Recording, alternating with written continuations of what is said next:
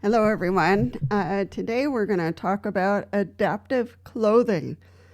This is a big topic, so we're going to divide it into two parts.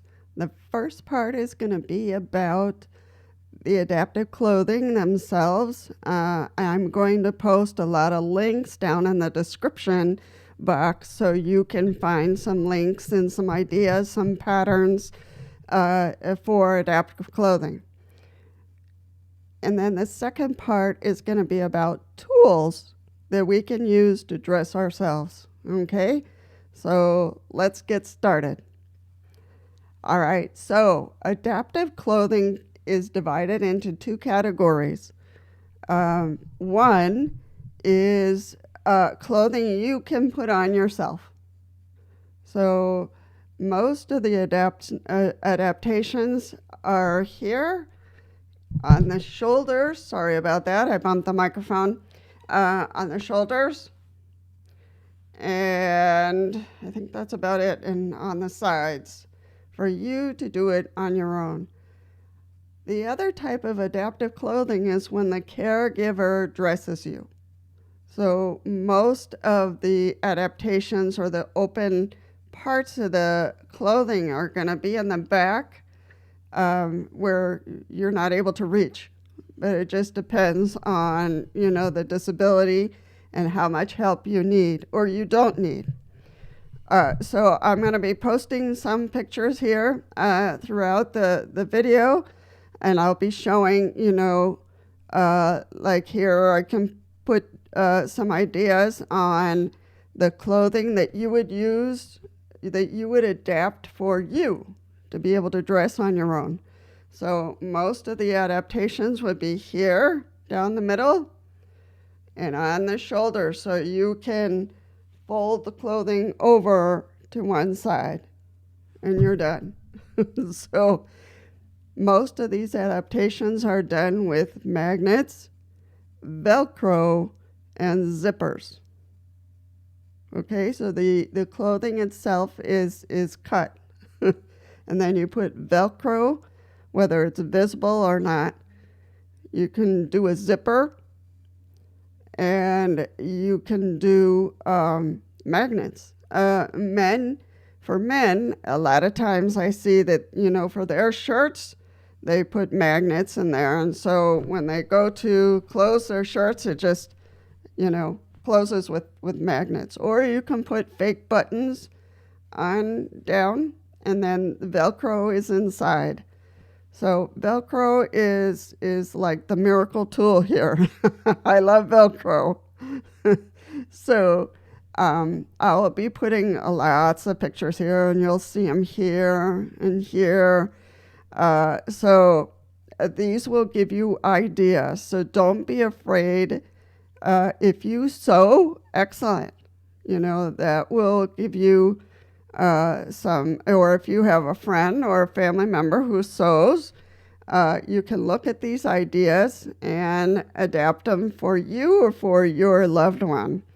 And one thing that's important is to make sure that you or your loved one is not sitting on Velcro or some hard seams, because that will cause an ulcer, or that will cause a wound for us. So I had to make some adaptations to my underwear because I was having trouble. So it's all those kind of things, and we have to make sure we're not sitting on creases or seams or something hard, because it will give us a wound because we're sitting for many hours. So make sure that when you make your adaptive clothing, that there's nothing you're going to be sitting on that has seams or is hard or wrinkled, so because you want to avoid those wounds. All right, so you've seen the samples here of the adaptive clothing and the ideas. So that'll give you kind of a place to start. If you have a neighbor, a friend, a caregiver who can sew, or can, a lot of times the Velcro just, it has a sticky side, so you just put it down there and you're done. So I love Velcro. Anyway, The second part of this is the tools. There are a lot of tools to use to be able to dress. So sometimes it's not about adapting the clothing, but to use a tool. And I have one here. This is a long stick, and on one end it has a hook, so you can grab a hold of your buttons and pull them through. Or zippers, you can hook onto the zipper and pull it up. Here on this side, also you can use it for buttons, or you could use it for zippers, or I also use it for hanging my clothes because I can't reach. Sometimes when I need a high bar, I need to hang something that's very long, then I put it on the hanger, and then I hang it, So it has many different functions. It can also hook on to a part of your clothing. You can pull it aside, onto the other side. So it just has hooks. So you can hook onto your clothing and pull it up. So that's very useful. And I'll post some examples. There's other more fine hooks that you can use, like right here. There are some hooks that can grab a hold of the buttons and pull them through the buttonhole. So these are all important tools. For the zippers, use larger zippers or use a loop zipper so that you can grab a hold of it, So here's an example here. There we go. So these are all tools that are critical for us. I'm paraplegic, I have paraparesis, but for the most part, I'm in the wheelchair. So for me to dress is exhausting.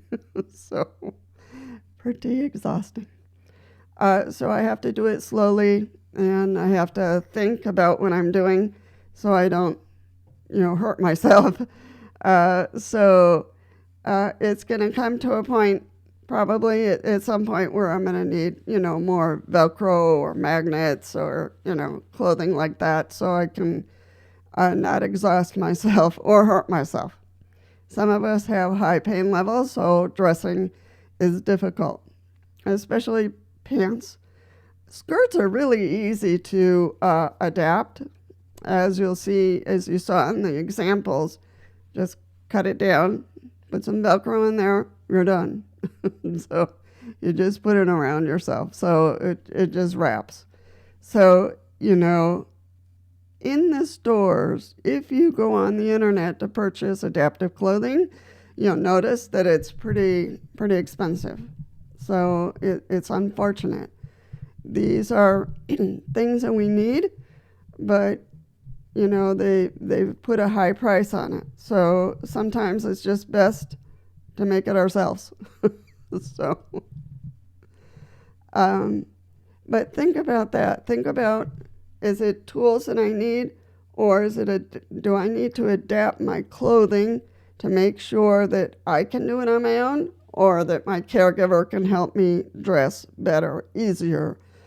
Because, pulling your arm and having to put things over your head sometimes can be difficult. Putting on jackets and things like that, they're difficult for the caregiver and for you. So take a look at these examples of the clothing.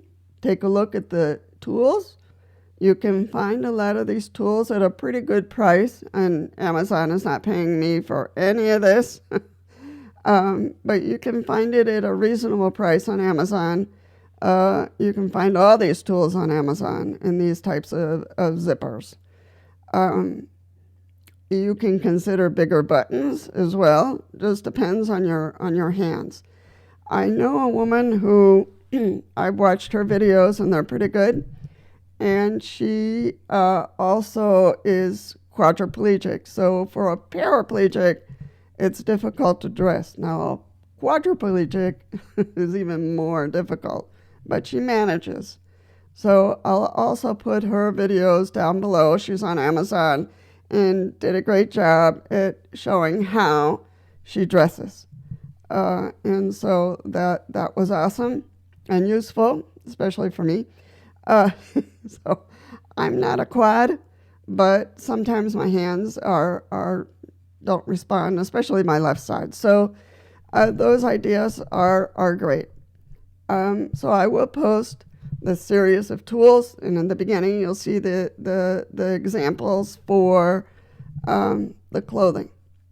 So any questions? I did not find like a whole lot of patterns, but I think that the examples of the clothing are pretty self-explanatory. All right. I wanted to insert here some information about shoes. For shoes, you could also use Velcro, cutting it down the middle, although cutting shoes is more difficult, but you can use Velcro. And I use on my more formal shoes elastic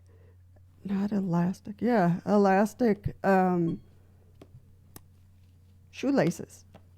Elastic shoelaces. So that is very helpful. I don't have to deal with them.